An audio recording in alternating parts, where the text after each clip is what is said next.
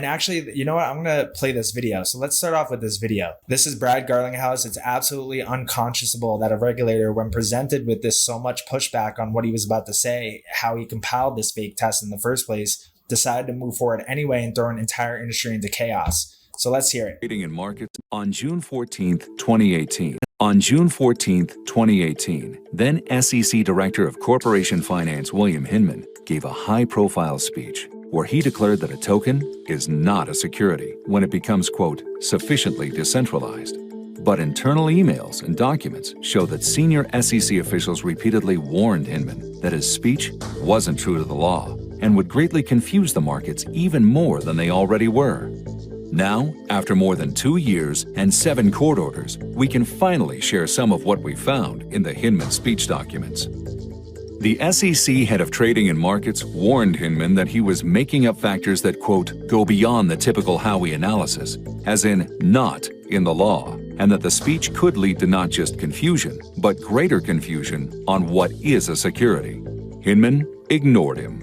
If the network on which the token or coin is to function is sufficiently decentralized, and the purchasers no longer have a reasonable expectation that a person or a group is going to carry out essential managerial or entrepreneurial efforts, those assets might not represent an investment contract. The same official told Hinman he should tie his speech, quote, more closely and explicitly to the Howey analysis. Hinman not only ignored him, but deliberately created factors beyond those identified by the Supreme Court in the Howey case. I wanted to just note a few things. This list is not meant to be exhaustive, but these are things that we look at.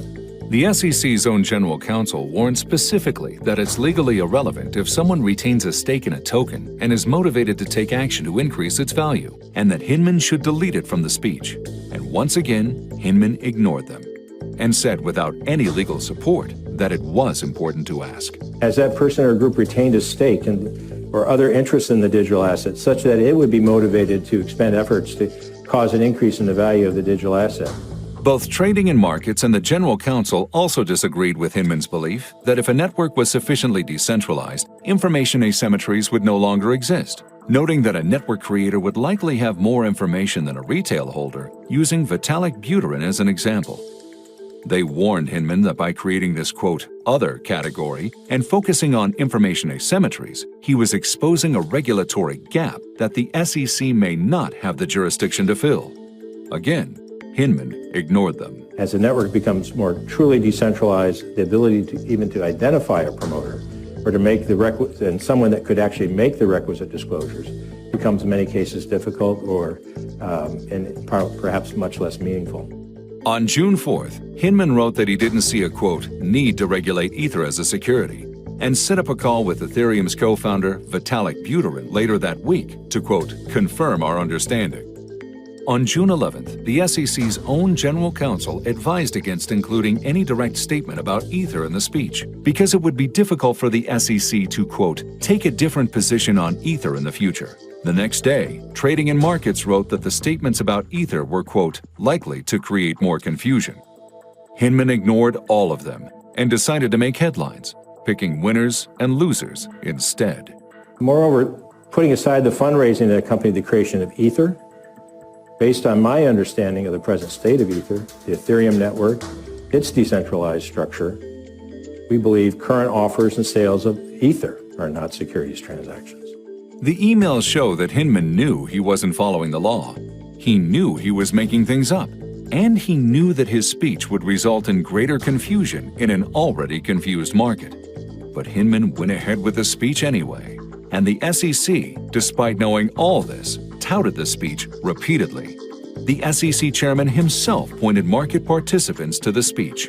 Bill Hinman recently outlined the approach we take to evaluate whether a digital asset is a security, and I encourage you to take a look at Bill's speech, which is available on our website. The SEC knew the speech didn't follow the law. The SEC knew the speech would create greater confusion, and the SEC knew Hinman was making things up.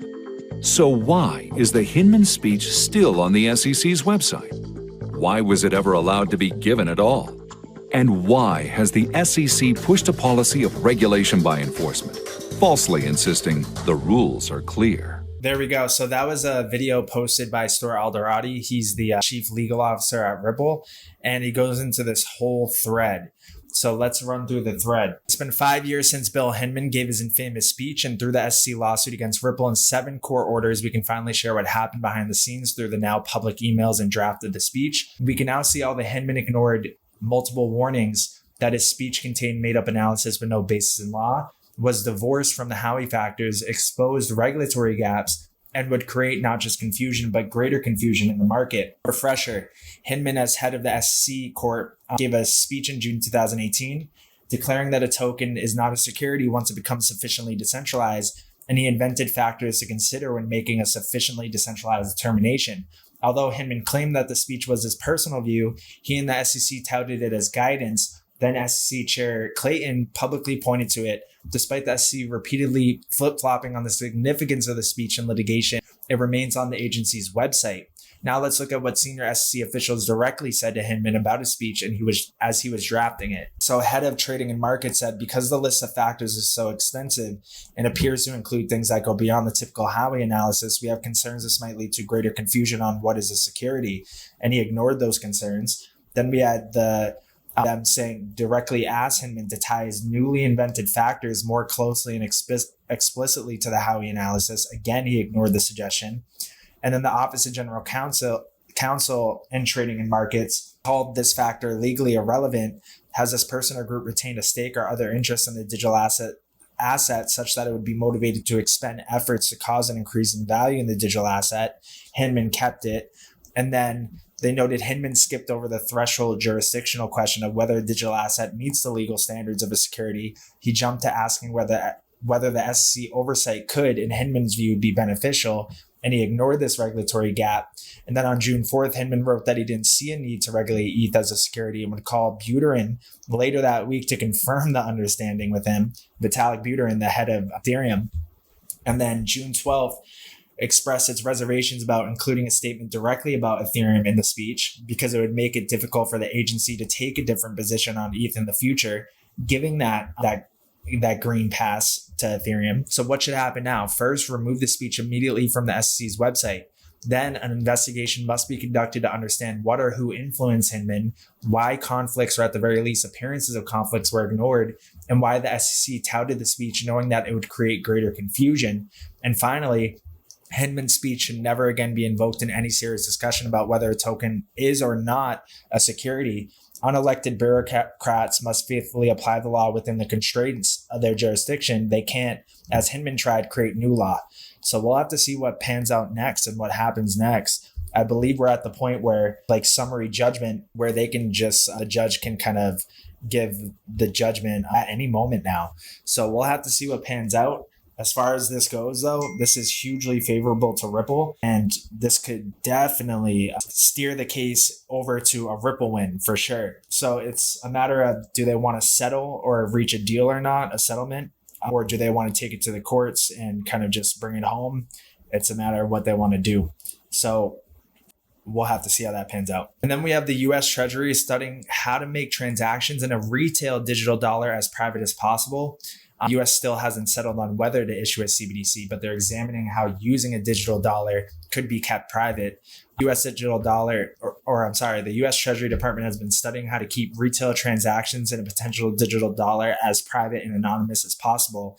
They haven't yet decided, but it is important that we consider the extent to which privacy and anonymity might be preserved and explore the technologies and methods available, including privacy-enhancing technologies, to enable such protections in the design of any potential retail CBDC. And if we keep going down, the technology enabling the movement of deposits only getting faster, which increases the hazard of high-speed, panic-driven movements of funds.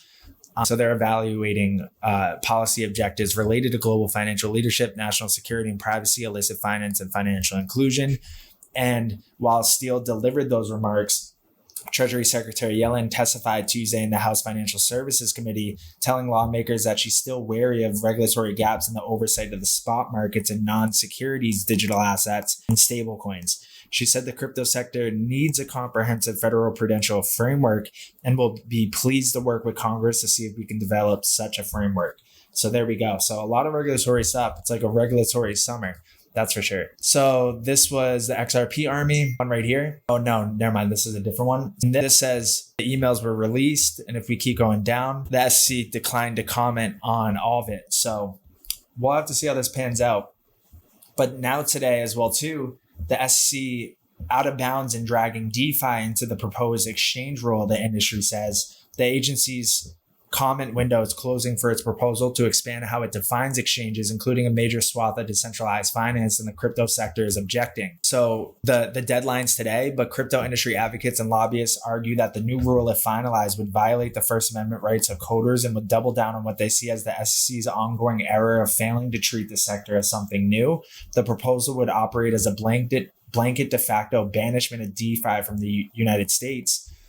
And the agency's proposal suggests the protocols designed to bring together buyers and sellers of securities, so-called communication protocol systems, now perform a similar enough role to exchanges that they should be regulated as such. So it appears after suing Coinbase for failing to do the impossible, registering as a security exchange when it was incapable of doing so, the commission now intends to force to centralize exchanges into the same Hobson's choice. The company argued, invoking the recent SEC enforcement action that accused Coinbase of running an illegal exchange. The newfound definition of exchange is so far-reaching that it would facially encompass entities that are plainly nothing like exchanges. So the vagueness and breadth of the proposed standard affords the SEC nearly unlimited discretion to pick and choose targets for enforcement, and the SEC could easily use the proposed vague standard to target certain publishers of open source software who advocate for the use of that software for certain political ends. Whole lot of SEC stuff today. And then Oro is delisting 4 SEC targeted tokens for US customers, and they're delisting Algorand, Mana, Dash, and Polygon. However, customers will still be able to hold and sell existing positions in these tokens. You just can't buy them. So I wonder why they're trying to get people and steer people out of these certain coins, right? If anything, we saw after the XRP lawsuit, that was the perfect time to buy, and it was only harder to buy after that point. So that could be the same thing as well too with Algorand and coins like that. So I think we're going to keep it at that today. Yeah, we're definitely going to keep it at that. And we're going to end it off here. I'm going to get back on the charts, do some more market updates today, really track this in real time as far as XRP goes, because now that these are released and that they're favorable to Ripple, XRP, if Bitcoin can really find its bottom here and start to bounce, XRP has a lot of legs, and we're breaking, critical charts, multi-pairing charts, XRP dominance, XRP USD, XRP to Bitcoin, XRP to Ethereum. We're breaking all those. So now's the time to hunker down in the charts and get kind of in touch with that and keep people up to date. So join the Discord, link will be in the bio. I'm going to be updating the charts all day today as far as XRP goes. So get in there, links in the bio, and I'll see you in the next video.